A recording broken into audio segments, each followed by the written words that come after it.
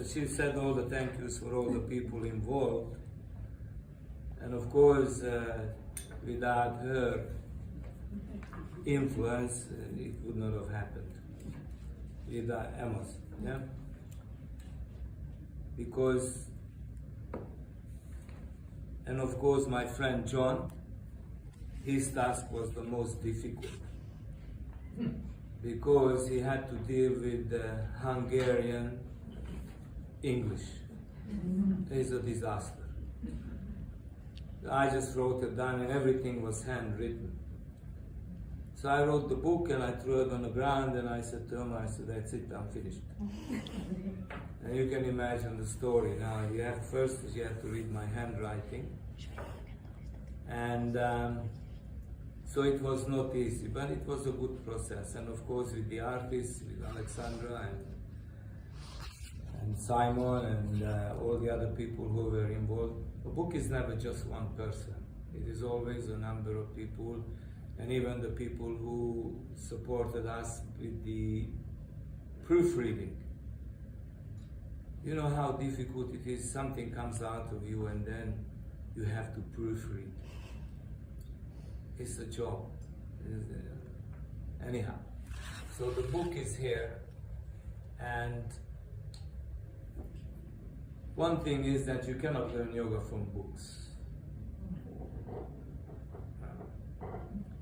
The other big problem in the yogic world nowadays as it is that everybody wants to be enlightened last week. Yes? They think they do a few this and that,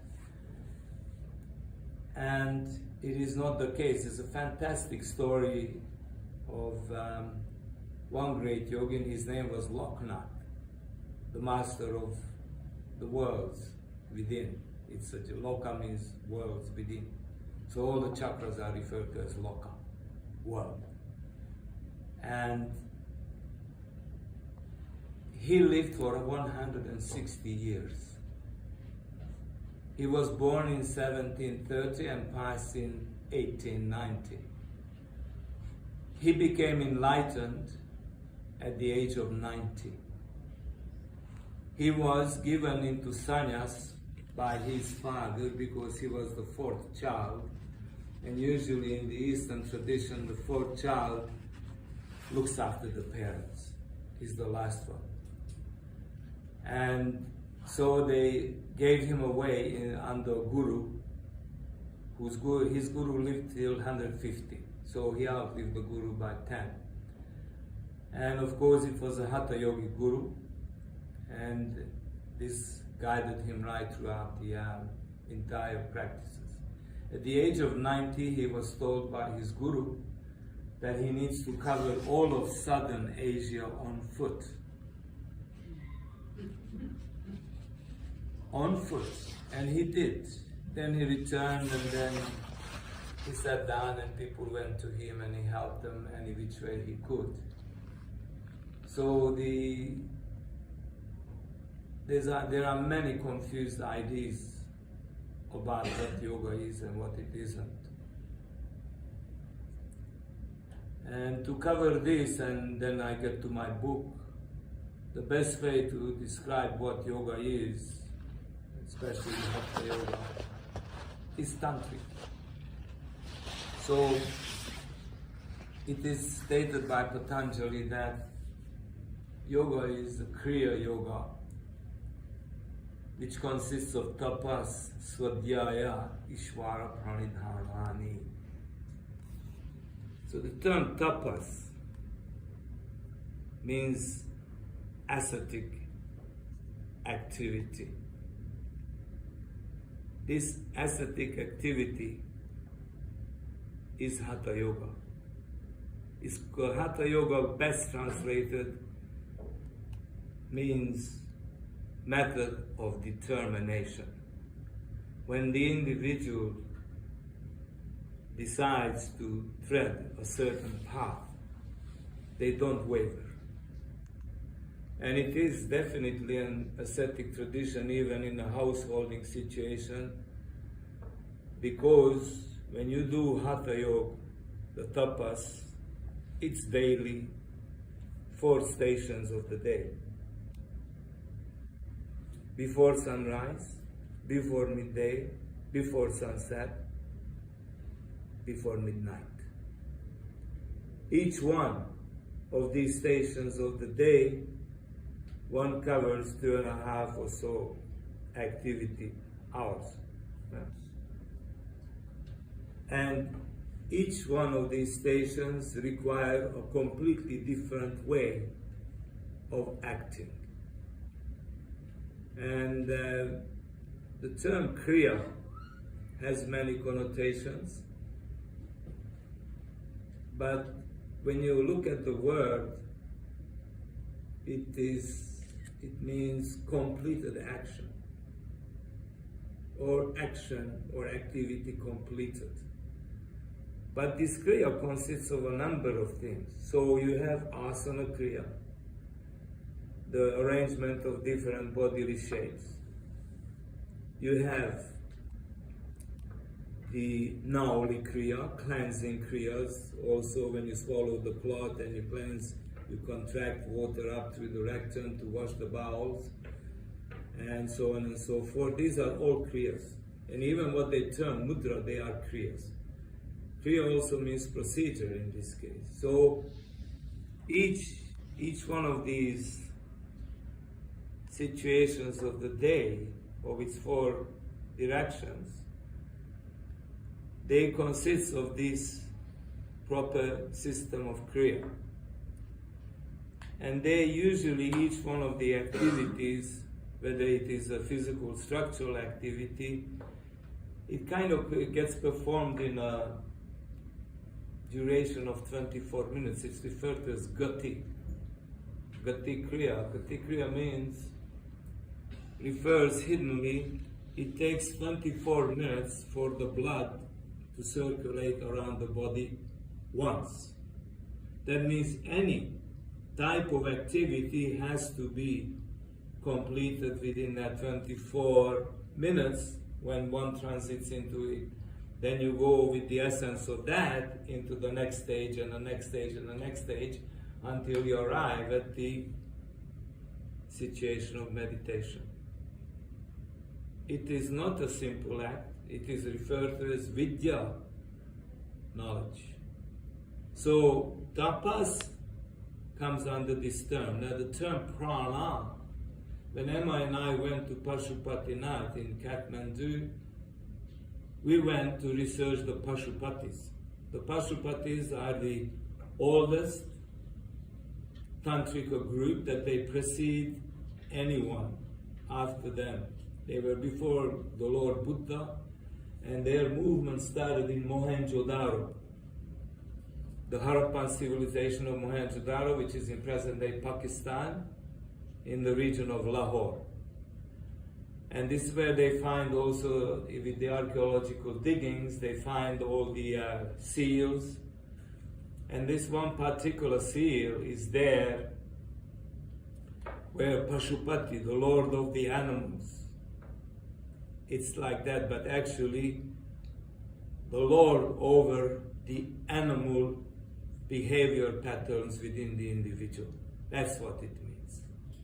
So he is sitting in this particular seat, which is called Bhagasana, the womb. Why? Because it is through the womb that one is born. So when you reverse the energies of outward flowing reproduction, then when you reverse that, it's in the womb. And from there rises the sublime essence of light. So the return of this outward flowing energy is, one needs to master that womb posture. Nowadays it is not called Bhagasana, the sadhus call it Bhagasana.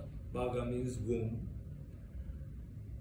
The present day yoga calls it Mula Bandhasana, the posture of the root, which can mean a number of things, but Bhagasana is a much more appropriate term, which is lost now. Then, but within this same seal, there is one of them that has the womb, symbolically presented as a downward pointing apex of a triangle, where the Baba is sitting in this pose with his horns and arms and stuff. But then there is an erected penis above the downward pointing triangle, the womb.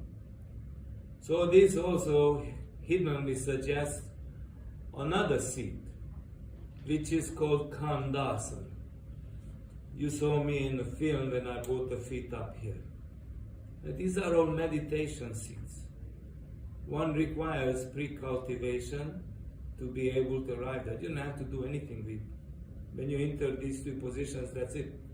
The technique is the working. You don't have to do anything, you just have to be present in your understanding that you understand the terminology. Now, the Pashupatis, there is a Pasya of Kaundinya. They went underground the second time. First time they went underground before Patanjali and Buddha. Then they resurfaced in Gujarat, present-day Gujarat, at 1st century AD, under the guru called Lakulisha, whose name means the holder of the club or staff. And they went for till the 7th century AD, they went underground. And the second last guru, the number 17, his name was Kaundinya. So these Pashupatis, they also used the dance. So when Emma and I went to Pashupatinath, we wanted to go into the Pashupatinath temple. You saw Chidambaram, which is done in Tamil Nadu. This is the dance situation. So when we went to Pashupatinath, they have the 84 postures carved in on the temple walls. We wanted to see the thing. You can't get it, they won't give it, the Brahmins. But when we arrived there, they said, you can't go in, you're not Hindu born, they won't let you in. So I asked, can we oil the situation? They said no. So, but the gentleman who was Dr. Tandon, he said, but Shandor, he said, we go up to Goraknath temple, which is above Pashupatinath temple, because Pashupatinath was the first initiation name of Goraknath. Then I said, okay, Hatha Yogins, let's go.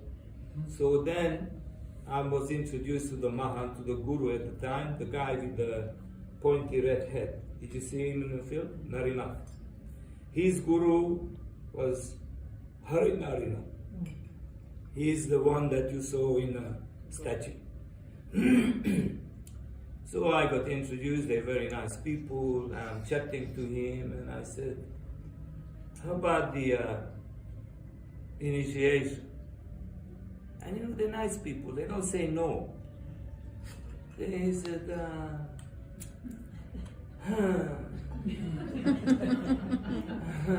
no. So I thought, wow, okay, no is no. So we're talking more and I'm asking him questions and one thing follows the other. So I said to Dr. Tandon, could you please tell him to look in my mouth? So he kind of looked at me like, So I put my tongue up to the upper palatal region, which I already cultivated over many years. And he looked in, he saw what time it was, and I looked at him and I said, and? I said, tomorrow morning we'll do the first leg of initiation. Right? So you have to earn it. So what I'm saying is, I'm in my 75th year. I grew up in a household that one person practiced yoga, it was my father. And so I grew up with this.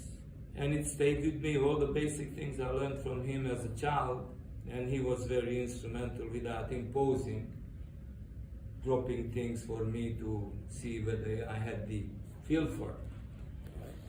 And so I grew up with all the basic stuff. And I had the physical ability as well, so there was a plus. And when after emigration, and long story short, when I returned from the war in Vietnam, said, okay, I had enough of martial arts and everything else, so I do the yoga. And then I ended up in Pune with Mr. Iyengar. I was with him for quite a long time, but on a kind of out of association stuff. I didn't want to be part of any association. I just wanted to learn from a master, that's it. So it was allowed, and then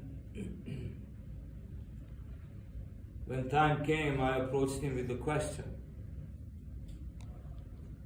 Is this Kechari Mudra is just a story on the moon, or is it really a real thing? And he didn't say no, and he didn't say it was a story on the moon. He just said that if it is your karma, your gurus are waiting for you. And I went, thank you very much. I bowed, I thanked him for all the guidance and everything. He prepared me with all the activities. Iyengar Yoga, when I went to him, was very different than what it became later on. It was strong and it demanding.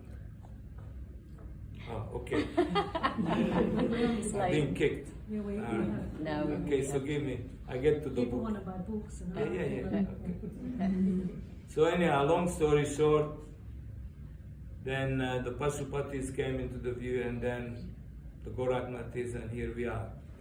The book, it is an account of my journey of following all those activities that were imparted to me. Somebody asked a question about the footprints. A real practitioner of yoga, it has the paduka. The paduka is those wooden sandals of the guru. It's underneath one's altar. And before one does the prayers in the morning and the salutations, one picks up the padukas and puts it on one's head. It's to remind you that there is something higher than you. So that means your mind doesn't jump onto some ability or egotistical motion. It's a reminder, that's all. That's why it is so strongly presented. So I'm giving an account of my journey and also giving you information of how to proceed towards the appropriate mindset.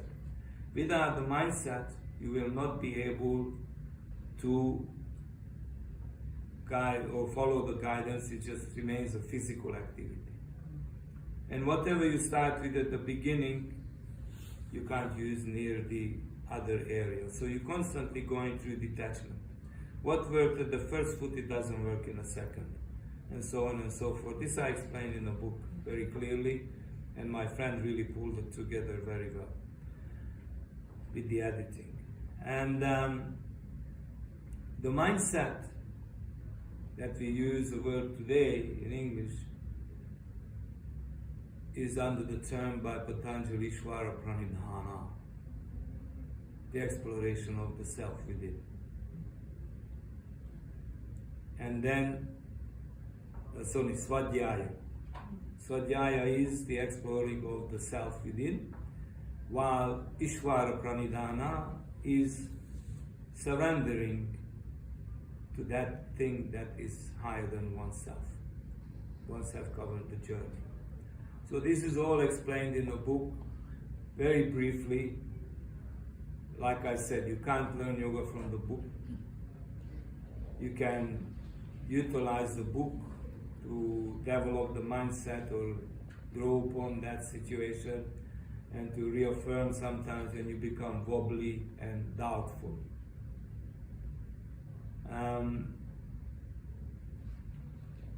Before I get kicked again, I'll Well, bring maybe it to a otherwise close. you're right. Maybe we just project the films Yes. in the back. I Yes. think that's going to be better. So what? The- No. Just you can finish. Yeah.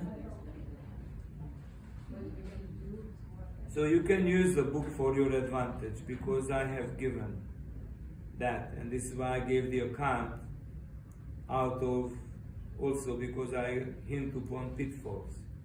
one has to be very cautious, just like Robert Swoboda said on the film, that you never know when something appears from behind and pushes you over, and then you get injured. Even if one has ability. Though ability is there, one sadhu said to me, your abilities, so what? You have these abilities, it's cool. But this comes from your ancestors, your grandfathers, grandmothers, your father.